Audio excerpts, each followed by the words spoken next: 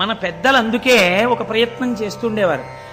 ఎక్కడికి వెళ్ళినా వెళ్ళకపోయినా మానసికంగా మాత్రం తప్పకుండా శ్రీశైలం వెళ్ళొస్తుండేవారు. నేను ఎప్పుడో నా చిన్నతనంలో, బహుశా నేను ఏ 5వ క్లాసో చదువుకుంటున్నటువంటి రోజులు అయ్యి ఉంటాయి అవి, తెల్లవారకట్ట లేచి చదువుకోమనేవారు ఇంట్లో. అంటే లేచి చదువుకునేవాడిని. చదువుకునే రోజుల్లో మా అమ్మమ్మ గారు ఉండేది. ఆవిడ శ్రీశైల రగడ అని ఒకటి చదువుతుండేది. అది ఆవిడ మానసికంగా శ్రీశైలం వెళ్ళిపోయేది. ఆవిడ మొహం కడుక్కొచ్చి కాఫీ కూడా తాగేది కాదు. బాగా పెద్దదైపోయింది అప్పటికే. ఆవిడ కూర్చుని ఆవిడ శ్రీశైల రగడ చదివేది కళ్ళు మూసుకుని. తాను శ్రీశైలం మానసికంగా వెళ్ళిపోయేది ఆవిడ. ఆ శ్రీశైల రగడ అప్పుడు ఎప్పుడో నేను విన్నది. దాని కర్త ఎవరో కూడా నాకు తెలియదు. కానీ నాకు జ్ఞాపకం ఉన్నంతలో ఆ రోజుల్లో మానసికంగా వెళ్ళి శ్రీశైలాన్ని ఎలా దర్శనం చేసేవారో, ఎలా కూర్చునేవారో, ఎలా యోగనిష్టలో ప్రవేశించేవారో, ఎలా లోపలే నాదాన్ని వినేవారో అన్నిటినీ మానసికంగా వర్ణన చేశారు. చిత్రం ఏమిటో తెలుసా అండి? ఆ శ్రీశైల మానసిక దర్శనానికి వెళ్ళేటప్పుడు ఒక్కడూ వెళ్ళడం కాదు, తనతో పాటుగా తన భార్యని కూడా తీసుకుని వెళ్ళేవారు. ఎలా? టికెట్ పెట్టి కాదు, మానసికంగా వెళ్ళిపోయేవారు. ఎంత చిత్రంగా ఉంటుందో మీరు ఒక్కసారి అవధరించండి. ఆ రోజుల్లో శ్రీశైలం వెళ్ళాలంటే కార్లు, ట్రైన్స్ ఉండేవి, ఒక నడిచి వెళ్ళాలి ఆ కొండలన్నీ. అందుకని వాళ్ళు అలాగే దాన్ని దర్శనం చేశారు. కాబట్టి శ్రీరంజంబుగ శ్రీగిరి యాత్రకు కూరిమి సతితో కూడినడచితిని పల్లెలు పురములు పట్టణంబులు పేటలు దాటితి అడవులు కొండలు అన్నీ దాటితి కంటిని శ్రీగిరి కన్నుల నిండా వింటిని మహిమలు వీనుల నిండా ఆ మహిమలు నేనేమని చెప్పదు ఈ మహిలోపల ఎన్నడు చూడము దారుని లోపల ధౌతాచలమది మేరుని కంటెను మిక్కుటమైనది బ్రహ్మ నిర్మల బహిశృంగంబులు నిర్మలమగు మాణిక్య కూటములు కోటలు కొమ్మలు గోపురంబులు తెరపిలేని బహు దేవాలయములు పుణ్యస్థలంబులు పుణ్యవనంబులు వాటమైన పూదోటలు మిక్కిలి మాటలు నేర్చిన మంచి మృగంబులు కామధేనువులు కల్పవృక్షములు క్షేమకరంబగు చింతామణులు అమృతగుండంబులు కడునైష్టికమును కలిగిన విప్రులు విడువక శంభుని వేడిటి రాజులు సంతతలింగార్చన గల శైవులు శాంతులైన వేదాంతులు సిద్ధులు గణగణమ్రోగడి ఘంటనాదములు విజయఘోషయగు శంఖనాదములు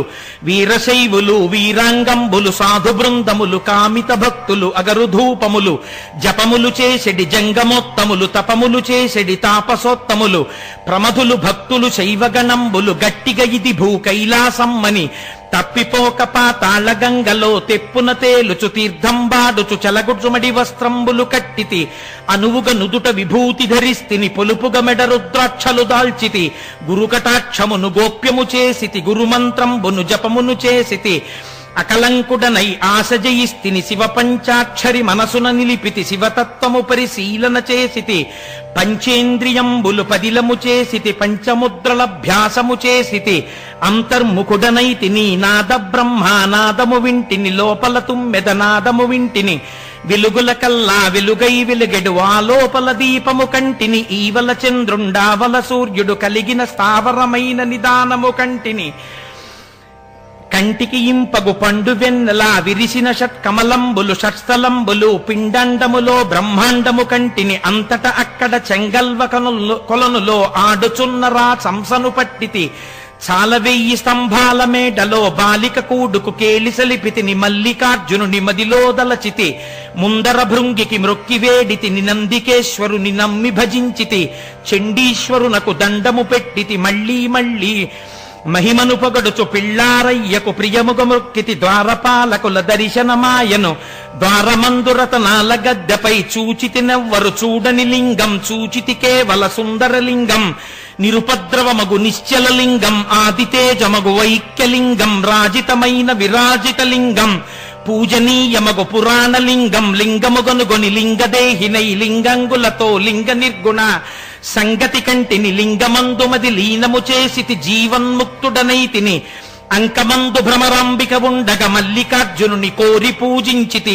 దీపము పెట్టితి దివ్యదేహునకు ధూపము వేసితి ధూర్జటికప్పుడు తుమ్మి పూలతో పూజిస్తిని కమ్మని నైవేద్యము పెట్టితి సాగిలి మ్రొక్కితి సర్వేశ్వరునకు జయ జయ జయ జయ జంగమరాయ ఆదిదేవుడౌ అర్థశరణ్య దయతప్పక ధవల శరీర భయము బాపు మీ భక్త నిధాన ఎన్ని జన్మములు ఎత్తిన వాడను నిన్ను తలంపక నీచుడనైతిని ఎన్నడు ఏ విధమెరుగని వాడను దుష్టమానసుడ గౌరీరమణ తామస గుణములు తగులాటంబలు నియమము తప్పిన నీచవర్తనుడ నిత్యదరిద్రుడ అత్యాశయుడను అజ్ఞాన పశువును చేయరాని దుష్టేష్టలు చేసితి బాయరాని మీ భక్తుల బాసితి సంసారం బను సంకెళ్లల్లో హింస పెట్టమిక ఏలుమి తండ్రి ముల్లోకంబులు ముంచెడి గంగను సలలితముగ జడధరియిస్తివి గొప్ప చేసి నిన్ను కొలిచిన బంటును తప్పక చంద్రుని తలధరియిస్తివి విన్నుని చేతను కన్ను పూజకొని సన్నుతికెక్కిన చక్రమిచ్చితివి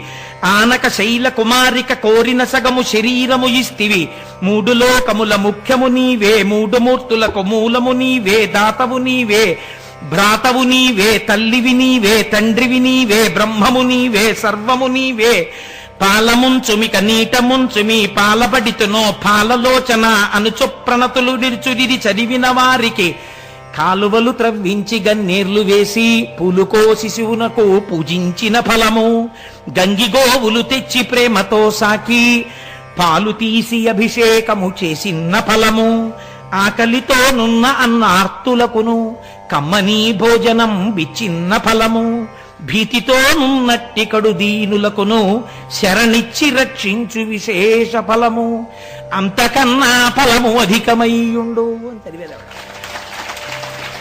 ఆ రోజుల్లో మానసికంగా అంత గొప్ప గొప్ప స్తోత్రాలు చేసి శ్రీశైల దర్శనానికి వెళ్ళొచ్చేవారు. నిజంగా శ్రీశైలం విడితే అంత స్తోత్రం చెయ్యగలమో చెయ్యలేమో సాగిలి మ్రొక్కితి అని సాగిల పడిపోయి జయ జయ జయ జయ జంగమరాయ ఆదిదేవుడవు ఆర్తశరణ్య అంటూ ఎంతమందికి ఎన్నిచ్చాడో కూడా చెప్పేశారు.